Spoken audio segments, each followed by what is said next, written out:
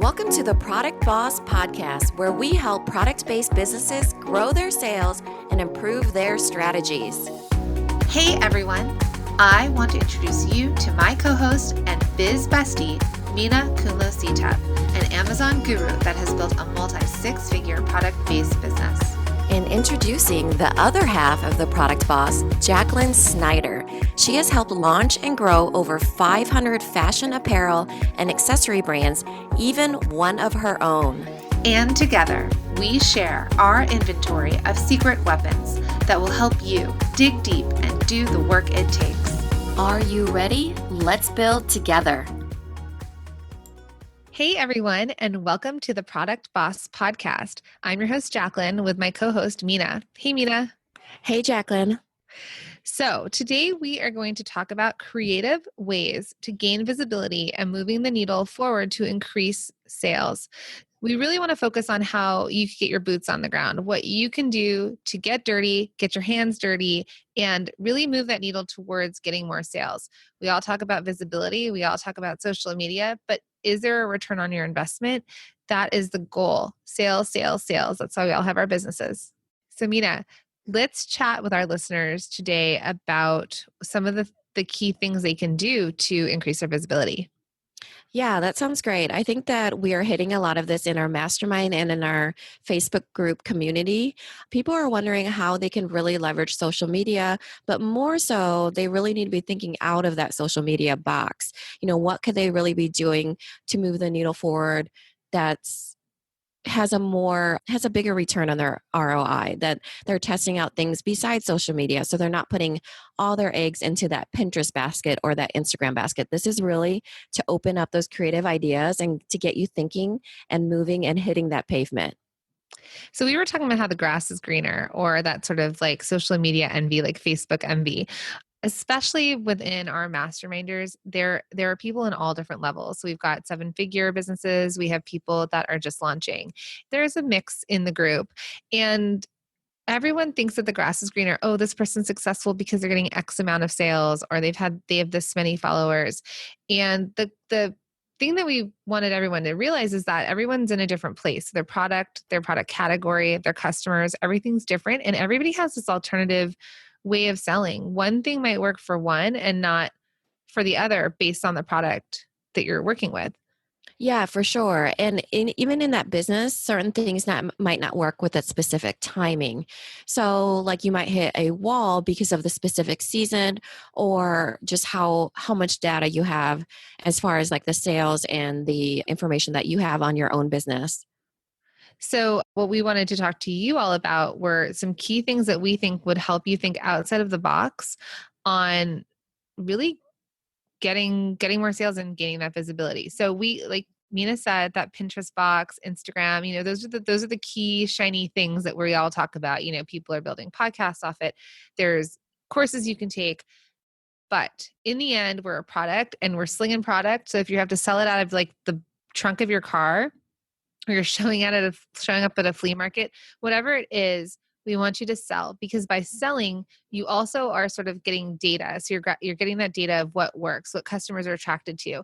And the way that I found to be most successful being a product-based entrepreneur sometimes is like face-to-face with my customer and hearing that direct feedback and seeing what they reach for on the table, or what they pull off the rack, or what they come back for seconds on if they're tasting a food. What would you have to say about that, Mina? Yeah, for sure. I think it's all in the sales pitch. No matter where you are or what you're thinking, you're always having to have a sales pitch.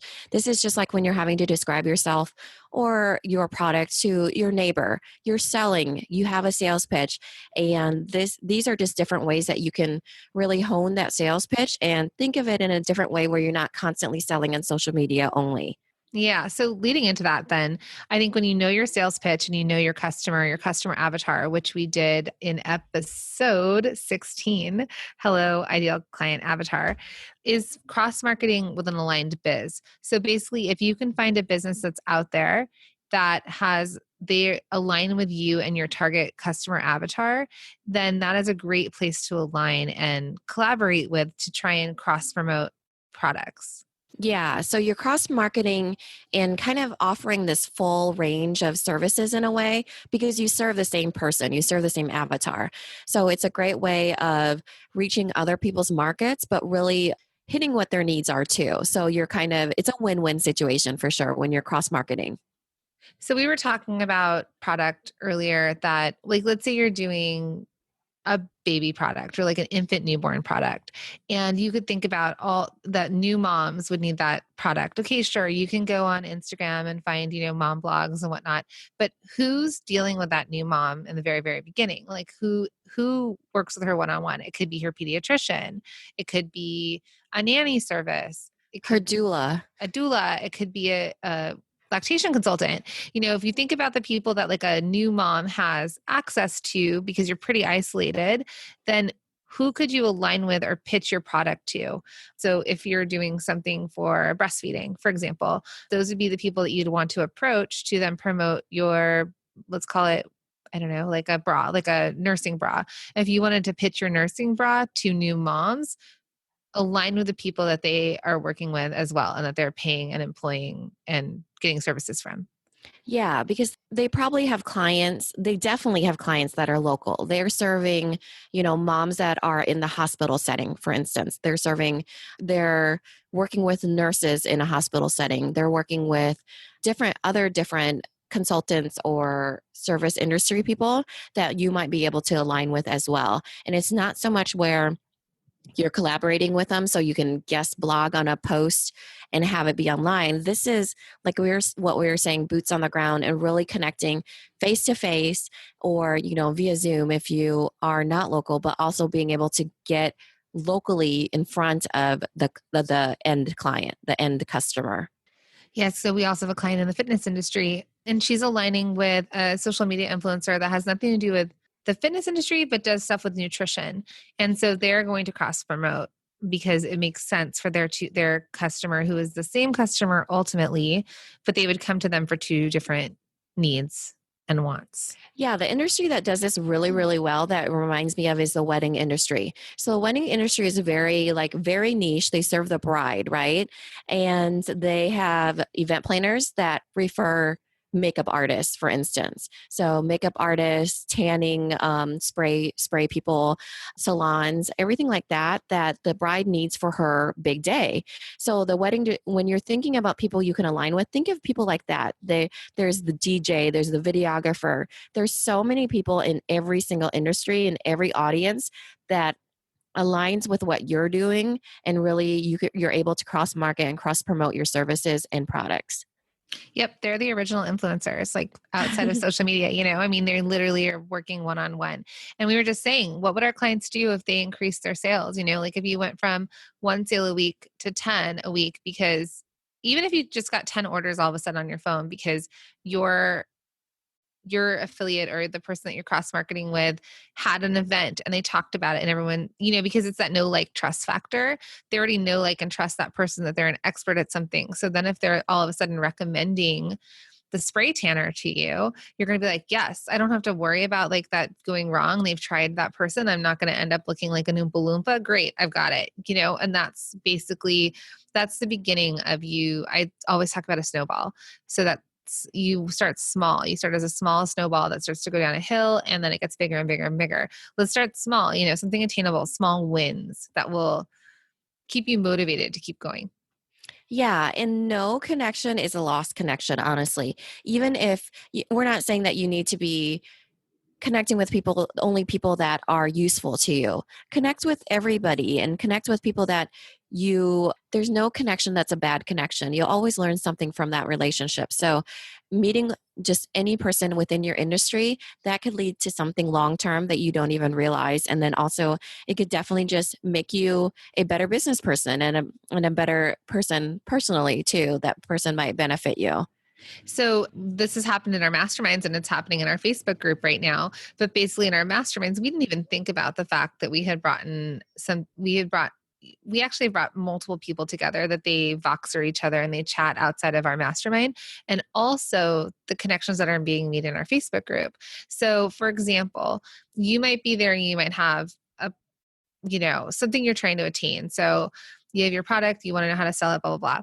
You have no idea if another person in that group, maybe let's just go back to that, the medical scenario, that someone else might be a pediatric nurse that works in a hospital in labor and delivery. And she might all of a sudden know,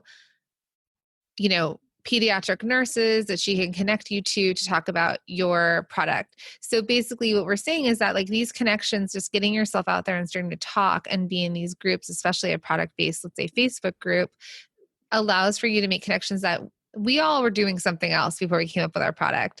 It goes from a side hustle to hopefully a business that can support your family and get you on private jets and all those fun things that we all like aspire to have and to be.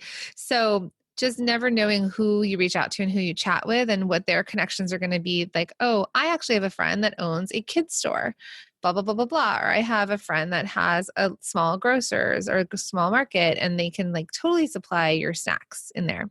So just putting yourself out there. So leading into that, what's another way that they can increase their visibility? Another way that's been really popular right now, I mean, we're talking on one right now, is reaching out to podcasts, and not necessarily where you're, like we say, you're slinging product, right? Not necessarily being a sponsor of that podcast, but instead just revealing your story, the story behind your own product. So perhaps you sell, like we have the example of being a mom that's created a baby product. You could get on podcasts that are the birth story podcast and then talk about your birth story or talk about or any part of your story where you're able to become more visible on a different type of platform. So this, when we're talking about podcasts, it's about being in front of somebody else's audience and then connecting with them with your story.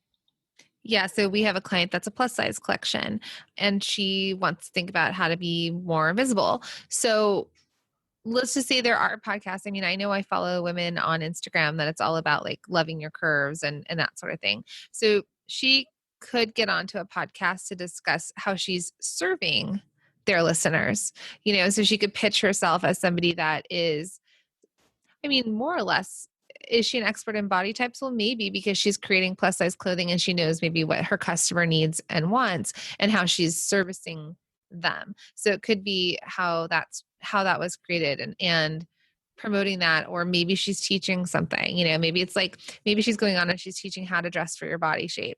And then in turn, she's also an expert because she has a clothing line that supports that. So just thinking of like creative ways to pitch yourself.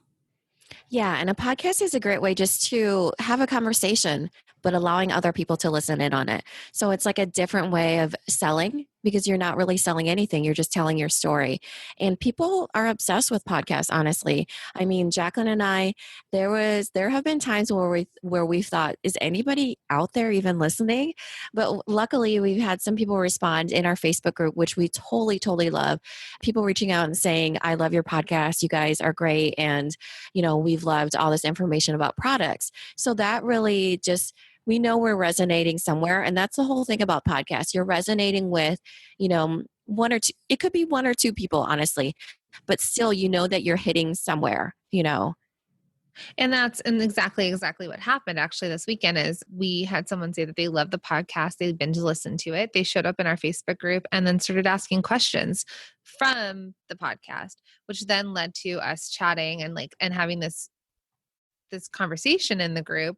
That also then for us, what we sell is we sell our one-on-one strategy sessions, let's say, or we sell our masterminds. So by her liking what she heard, created a link between her and us. And then who knows if one day, when we open up our mastermind again, she'll end up in there.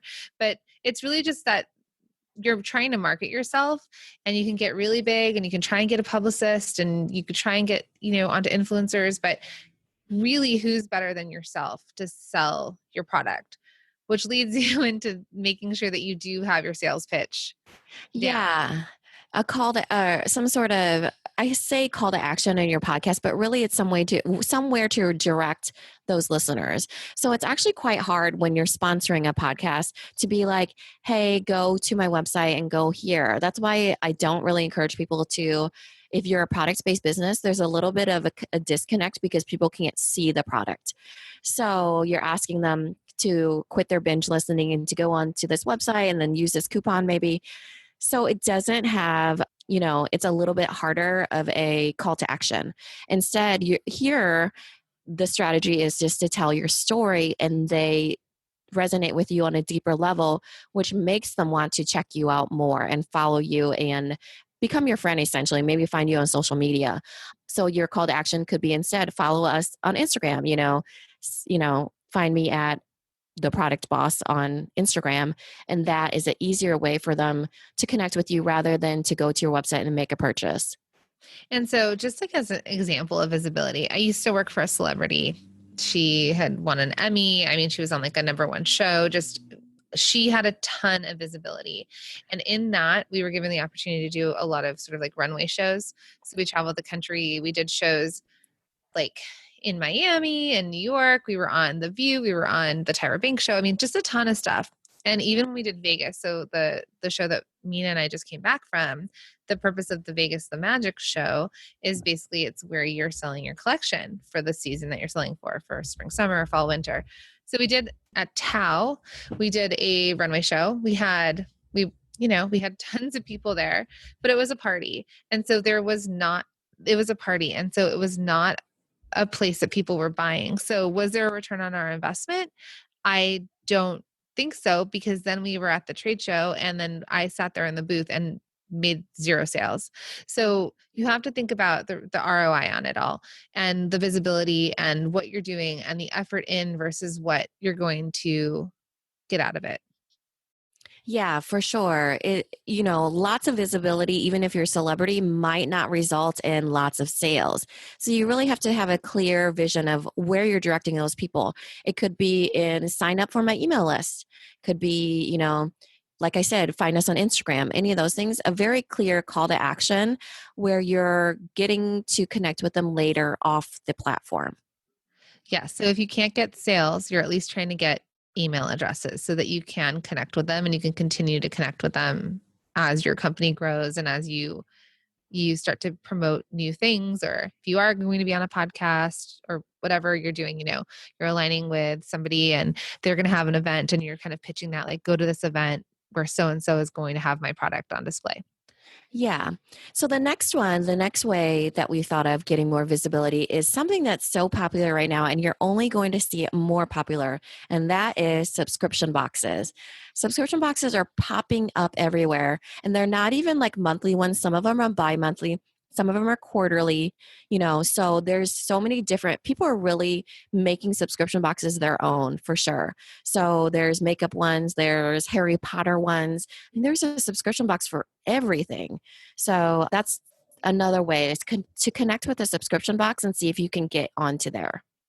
So we had this conversation then about, for example, Stitch Fix and how Stitch Fix is like the subscription box for clothing, but that shouldn't be your goal. So it's the same way that when people come to me and they tell me that they want to go directly into Nordstrom's or Target or whatever whatever gigantic store they want to be in, but it's too big. They don't take new products. They don't take things that are not tested in the market. So again, I'm going back to that snowball idea. You have to start small. You have to start kind of really knowing your product, knowing what's performing well, testing the market, testing different platforms. So subscription boxes are smaller ones and there's bigger ones. So Mina, I know you've been in a lot of subscription boxes. Yeah, the advantage of getting into a ton of small ones is that they're willing to pay you a little bit of something. Whereas the big ones, they might even have you pay, or they might pay you nothing. You have to contribute for free. So the smaller ones, they might even pay you up to wholesale. So try to get into the small ones that are like around maybe 100 subscribers to 500 or less than 1,000. And then negotiate with them, because there's usually one person that you're negotiating with to help you figure out what the best arrangement is for your particular brand and being in the box. We actually have an interview which is coming out next Thursday with Julie Ball. She runs Sparkle Hustle Grow, and that is a female entrepreneur box, and she's really grown her business. So that podcast episode will be all about getting yourself into a subscription box and what that takes. And then we'll be able to dig a little bit deeper on the details of how she runs her own box and what types of things she's looking for in brands. So pulling that back to our first point here about aligning with customers. Or aligning with the same customer avatar. So I found out about Julie Ball and Sparkle Hustle Grow because somebody gifted me the box. So I signed up to work with a consultant, and her thank you to working with me was a box from her. Got it. I had no idea it was like an entrepreneurial, like female based box, which I thought was fantastic.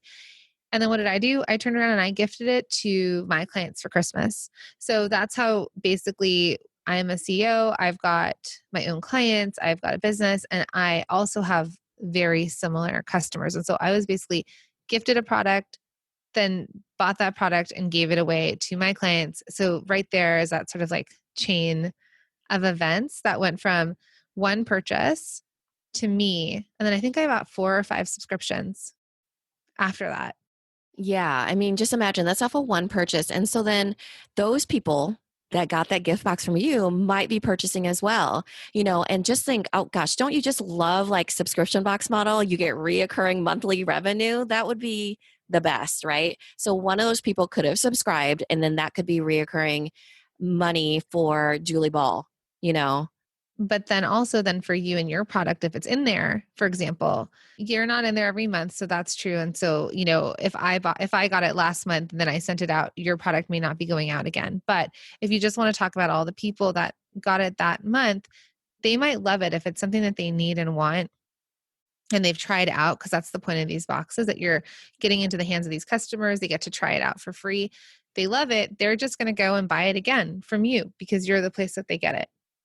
Yeah. And the times that I've contributed to a subscription box, I've always started with my most popular product and I've pitched that.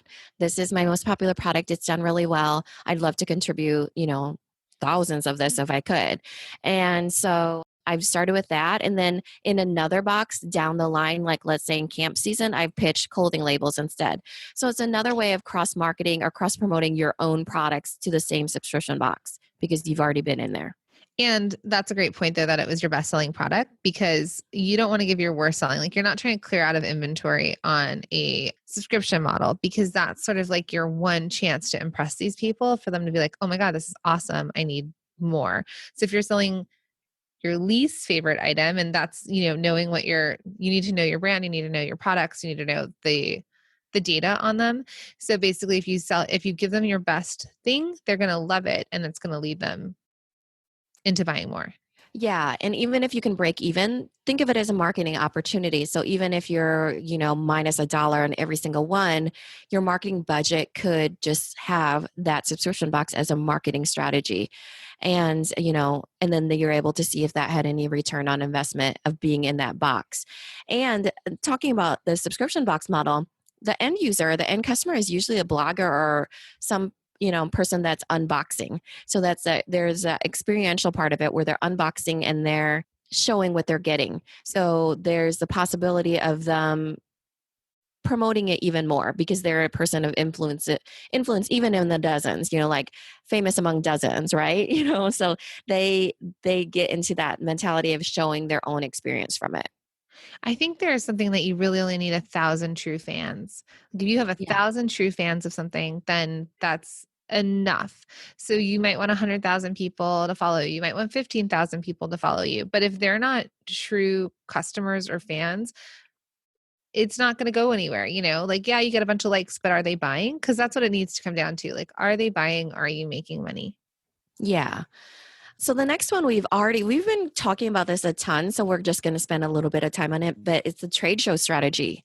Trade show strategy is full of ups and downs, let me tell you. It is a roller coaster for sure. So then it can bring in lots of money, but it can deplete your cash flow like a ton as well. But when you have a strategy going in, like what we've talked about, it can be really beneficial.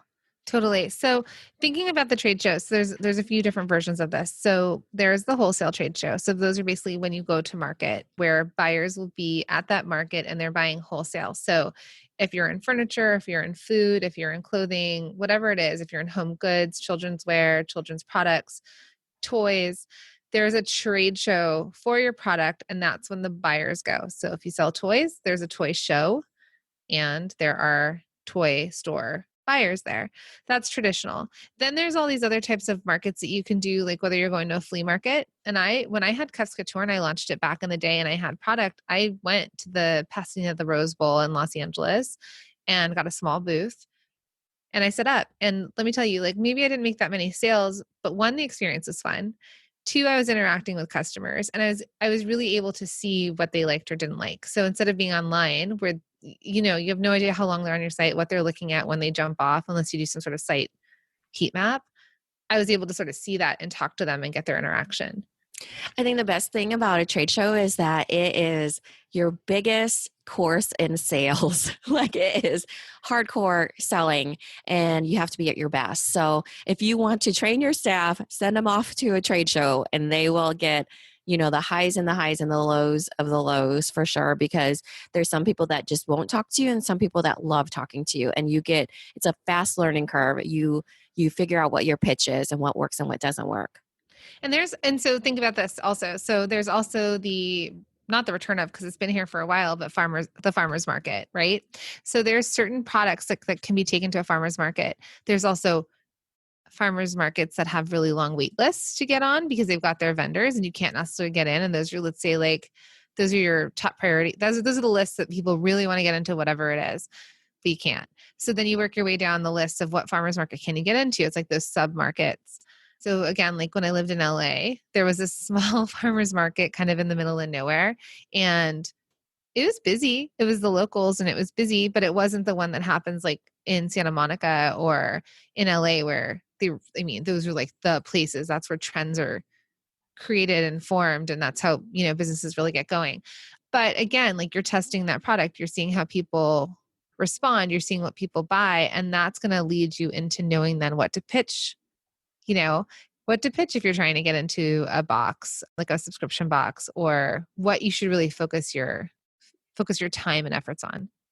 Yeah, the best thing about a in-person trade show is you can pretty much gauge if they're worth your time or not. Even with Jacqueline and I going to the sourcing at Magic Trade Show, we pretty much had to figure out whether or not it was worth the two of us going and talking and giving people free consultations and basically seeing them face to face. If that face to face contact was really worth the money. And what did we conclude? Yes, definitely it is. Sometimes it's not. When I was doing the scrapbooking shows for the clothing that had like scrapbooking sayings on it, I was getting out of the biz, and then I decided I'm going to do one last show. I'm going to close this out with a bang. I'm going to go out of biz, I'm going to close my business with a bang. So I went to one last show in Kansas City, and it flopped so hard and so bad. And it really discouraged me. I was going out on a mega big flop. So it wasn't my dream going out on a bang for sure. But I realized, you know what? Nothing is, I can't plan on going out on a bang, I have to take it for what it is and make the best out of it. So I ended up selling my excess inventory to boutiques at a mega, mega clearance and scrapbooking stores and things like that. I just basically hustled my way to close out the best that I could, because the trade show route wasn't what I thought it was going to be. And that seriously was just, it was just that particular show, that particular time. So it's hard to draw a conclusion on just one event, but that one-on-one personable selling definitely makes a difference. So I think there's something to be said there when we're talking about what you're trying to do. So are you trying to sell? Are you trying to get email addresses?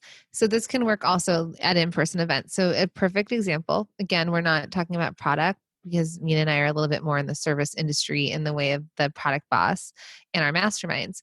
But at Magic Sourcing, we went there. I did the same presentation that I just did last week at the LA Textile Show. But our goal, our focus was we gave away free 15-minute consultations during the trade show. Yeah, I had our email address up there. I had listened to the podcast, all of that. But we gave away those consultations. That was our funnel. We wanted to bring them in because we were filling our mastermind and working on strategy sessions, because we work one-on-one with people. That worked. People signed up. We took 17 meetings in 48 hours. And then we ended up booking business. Let's cut to a few weeks later. I went by myself to Los Angeles for the LA Textile Show. I presented the same seminar, but at that point I wasn't sitting around and giving free consultations. My goal at that point was to get email addresses. So what I did was I offered leave your email address and I will send you this presentation for free, easily into your inbox. Don't even worry about taking pictures. Just sit here, enjoy it, and then you're going to get it. And so I got 65 email addresses. So there were two goals with the same presentation. Like I was being visible. I'm increasing my visibility. I was at these live events, but I had two purposes. One was making money in the way of we got people to sign up for our mastermind. So that obviously brought money into our business. The second one was outreach. So now that I've got these 65 extra people that I know, they now know, like, and trust me, hopefully, because they had the presentation. And I've had so many downloads now of that presentation. So if they find that useful, then the next time I end up in their inbox and they keep finding me useful or helpful, then they might then buy, if let's say the third or the fourth email, I decide to try and sell them something.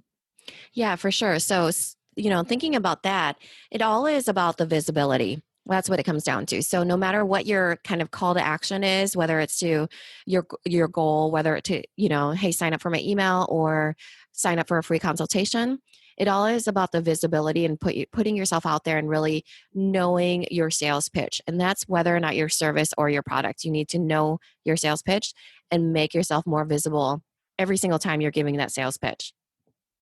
So the next one is one that I'm sure people will shudder at, but it is making cold calls. Good old making cold calls. Ring, ring.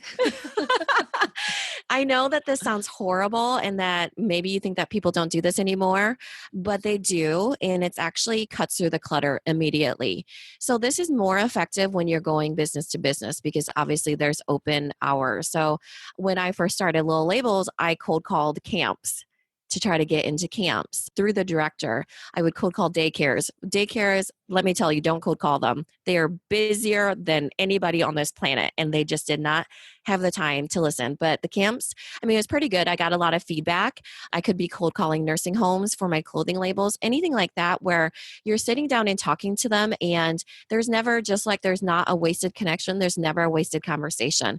It is hard, but I came at it with a direction of, hi, my name is Mina. I just started a business. I was wondering if you could chat with me for a little bit and see if I can help your camp in any different way. I wasn't sure if this product would really fit with what your needs are. Something like that, where you're having a conversation. If they're busy, obviously let them off the phone. You're not MediaCom trying to sell them a package, So, this is true in so many ways. So whether you are okay, so let's just move backwards.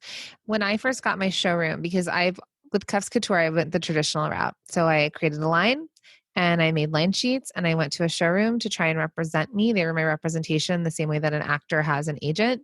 And then they would take me to the stores because they had shortcuts to these stores, right? So they were able to basically call the owner of whatever it is, Intermix or the buyer, or whoever it was, and say, hey, I've got this new line.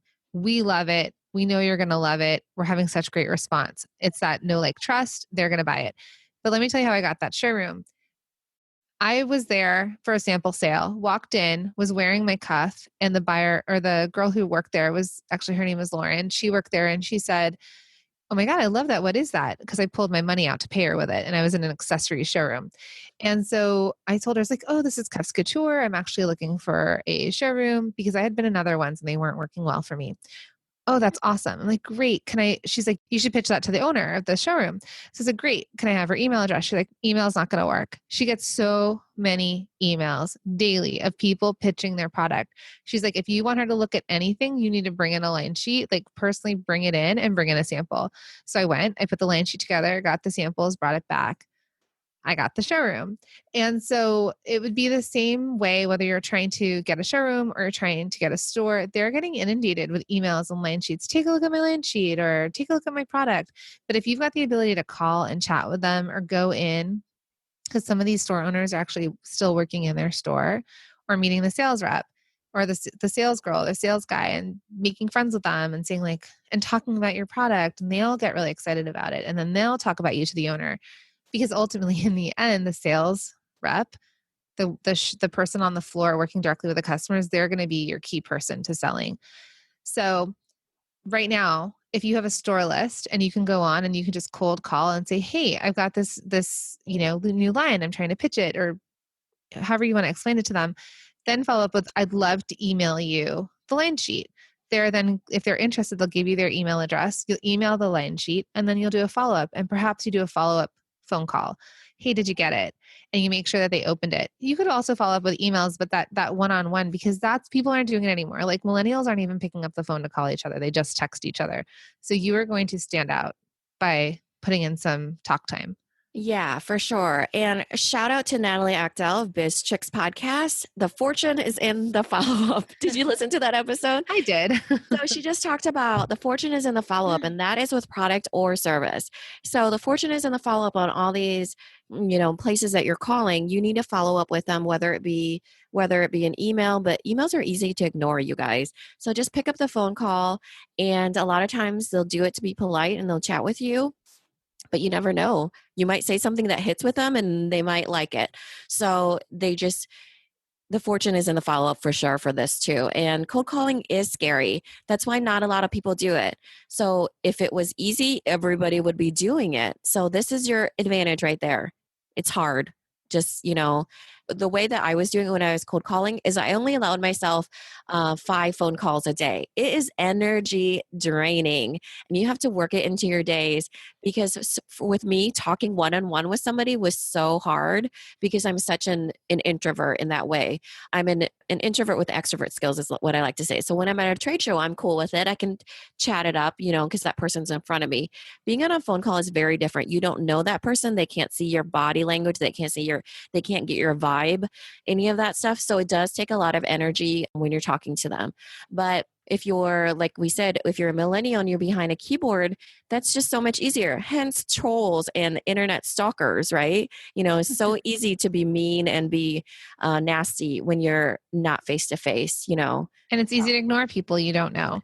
Yeah. So if you're going to call, this is sort of a tip I give to my clients that I work consulting like one-on-one with. But I would say, let's start easy. Like let's give you some wins. Okay. So start with like 10 key places you want to sell to, like 10 stores, your top to bottom. And you could start calling. First, you'll call and say, hey, I'd like to talk to the person who makes buying decisions, or do you have the buyer's information? They might just give you the email address. You could start chatting with whoever answers the phone, because generally it's a business. So it's not like caller ID where you pick up your cell phone and you're like, who's calling me? Like, I don't know this number. And you just let it go to voicemail that you never listened to in the first place, So you could ask where the buyer is and reach out to them, and then do follow-up calls to them, but find out. And then you could say, I'm going to be in your area. I'd love to come by and show you the product. Or if you're, let's say, pitching to an area that's not local, but I would say start locally. Start in your town, start in like your local cities around you. Start locally so you can access them. But let's just say you're going on vacation. You're getting away, you live in New York and you're going to Miami. Well, maybe you do set up some meetings while you're in Miami. So you can start cold calling and saying like, I'm going to be there the week of March 30th. I'd love to come by and show you your product. And then that way you can kind of basically take your vacation, mix it with work. It's a little bit of a write-off probably. And then, you're in a town or in a neighborhood that you're not used to, and then you can bring your product and show them face to face. Yeah, tack on a day for that. Do not do that intermittent into your vacation, because it'll ruin it. Because you'll always be in business mode and sales pitch mode then. So maybe tack on a day before or afterwards where you're just that one day is for business. Otherwise your vacation will be taken over, because it's a lot of hard work. Yeah. But if anything, stay local, start local. Uh-huh. So moving on to local, how about friends and family? Yeah. Friends and family is not as, some people, like even myself, when I'm sending out to friends and family, I feel horrible because I'm obligating those people, right? But you can start with your real friends and family, but you can also move it to your friends and family that are actually your loyal customers. So Gap does this really well, where every quarter they send out an email saying, here's to our friends and family, here's 30% off. They're referring to me as my friends and family, and I'm able to share that 30% off with my friends and family. So even if you have like 100 people on your Facebook page, your business page, you can have those people as your friends and family, and kind of, move those people over as your friend, quote unquote, friends and family. It doesn't have to be your actual friends and family, though that is a great place to start, is your actual friends and family. So I actually have a friend that works for the Gap Industries basically, and I get a friends and family discount from her because she, as an employee, in the corporate world gets this major discount. And so during their friends and family events, they also then have like these added bonuses. I think I get it once a year of like 5 items 50% off or something crazy that's like an added. So if you're running a 50% or a friends and family event on your website, for example, maybe to approach your actual friends and your actual family, you could tell them, here's an even steeper discount for you. So it's the sale is happening at the same time, but they're getting a specialized discount. But we were talking about this earlier because we were saying that I was talking about my son having a best friend at school and they call each other best buddies. And so the other way is sort of also trying to cross promote between friends. So for example, I bought my son a t-shirt that said best buddies and I bought his best buddy a shirt that said best buddies from Target and gave it to the friend. If it was from a smaller brand, for example, I then right there, without even having a birthday to promote this for, to pitch it or just buy a gift, I just thought it was like really well aligned with like my son and his friend. And I thought it was such a cute product and it was like top of mind. I gifted it to the mom. Let's say it was your brand. That's a way that I've now extended your product again to a friend of mine that maybe she wasn't aware of it. And then she's now aware of this adorable shirt and she might continue to buy from that brand now. Sorry that it was from Target and it was really, really big, like a big company. But either way, you could just think about how that could relate to your product. Yeah, it's kind of, looking at it targeting it in a certain way. So you're targeting it as for more than one person. So 2 people, like the best friends thing, or, like if there was Biz Besties t-shirt, I would definitely want to match with you, So like definitely targeting a specific, I wouldn't say group, but just, a good feeling. You're targeting a good feeling and then like being best buddies too. So then that moves us into sort of our last point of local institutions. So also thinking about how you could sort of reach out locally, reach out to people that you know. And so I would say local institutions. Yeah, these are huge. Like this would be a whale, I guess, in gambling speak, right? Where you're landing a whale. So you might be landing a school or a hospital or a cruise ship.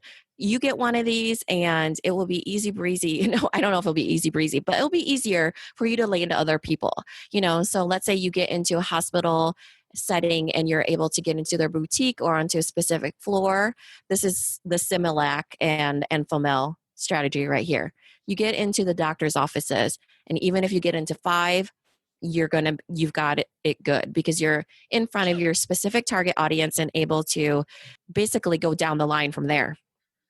So my husband's on Broadway and he's always like trying to pitch me like one day we'll go on a cruise to Greece because they're going to pay me to sing on this boat, but there's Broadway cruises. So basically they'll hire certain Broadway singers or actors to basically come onto a show and perform. And so what you're doing there is that you have fans of Broadway that are taking a vacation together, that are there because of the entertainment, because it's Broadway entertainment and they're well-known names. Now imagine if you were to align yourself with that. It's maybe it's on a Carnival ship, but there's a sub company that's putting it together as like the Broadway cruise, right? There's like different ways of promoting. Maybe it's sponsored by Broadway.com. If you, let's say, actually, I've got one next to me right now. My husband was given this. It's a product called Scenery. And basically it says made from retired theater backdrops. Each bag donates a portion of its proceeds to take kids to see the theater. So if you want to see them, they're at Scenery Bag. So SCENERY bags. There's a shout out that they weren't even expecting, but he was given that as a gift. But let's just say you did that. If you could align your product with that cruise ship where people are fans of Broadway, they're paying for the cruise, they're paying to see this entertainment, and then all of a sudden they go to the gift shop and this bag is there, and it might be from a backdrop of somewhere that they're a Wicked fan and it was from Wicked, they're going to buy it. So that's sort of like that aligned customer avatar it's not necessarily a local institution, but at this bigger type institution that you're able to sort of cross promote and have it all there. And that's just because you're presenting the creative idea to them. There's a lot of people that won't approach that institution and be like, hey, I was thinking this might be a good product for your new moms when they give birth. I'm willing to give it away for free for 3 months if you're willing to let me test it out. Then name drop time. You go to the next hospital or whatever, different labor and delivery floor, and you say, "Hey, I'm over at blah blah blah hospital, and it's doing great. I'm in theirs.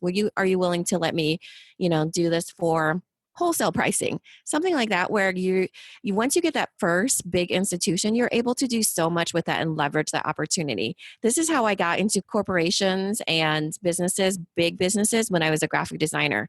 I got on one big bank, and then I was able to say, I have this bank as my client. And from there, they were like, well, this girl knows what she's doing. She has this big client. And so it's really, able to say, you're able to open that idea to them. Hey, I'm a freelance graphic designer. Can we try this out? And then they say yes, you never know. And then you're able to leverage that opportunity because nobody's presented it to them before. Yeah. So either way, whatever you decide to do, and if you go, traditional routes, or if you really feel like you want to spend your money on Facebook ads and whatnot, we just want you to just always keep in mind that you want to there needs to be a return on your investment, that we want to figure out ways that this is just going to focus on sales because you are a product. You're not out there unless you're just totally loaded and it's a vanity project and you just want to say you have a so-and-so product, like, oh, I mill like soaps and, that sort of thing. And it's just vanity. You ultimately want to sell. And so we want you to just make sure that things that you're doing do move that needle forward, that they do create more sales. One sale, like we said, that one Sparkle Hustle Grow Box turned into 5. And I have no idea the people I gifted them to, how many people that they've purchased them for. And right there, it could go from one sale equal into 20 sales from one customer. Yeah. And now you get to meet the owner in a little bit, right? And it's just about really being creative with it. This is pretty much the opposite of the Facebook ad strategy. Sink all your money into Facebook groups, people, or Facebook ads, people, you can make this amount of money. This is the opposite of that. This is work hard for it, pitch the heck out of it, and make the right connections. Yeah, none of this comes easy. And so I'd rather you guys use Facebook for these groups and these communities that are out there, and actually like linking with real people, whether even if it's just through chatting on Facebook and you may never call them. But I'd rather you spend your time and efforts there and finding the right connections and brainstorming and finding that group and community to support you through this and giving you these ideas than you taking money and testing ads. I mean, I've spent hundreds of dollars on just testing random ads. I have no idea what I'm doing. But by the way, that didn't bring me business. Like, I've been in business for 10 years, and I've been in business because I have been visible, because I have been a part of things, because I get out and talk to people, because I have a good SEO, because of my website and the effort that I've put into that. So there's those shiny objects, there's those like attainable things, but they're not as easy to get.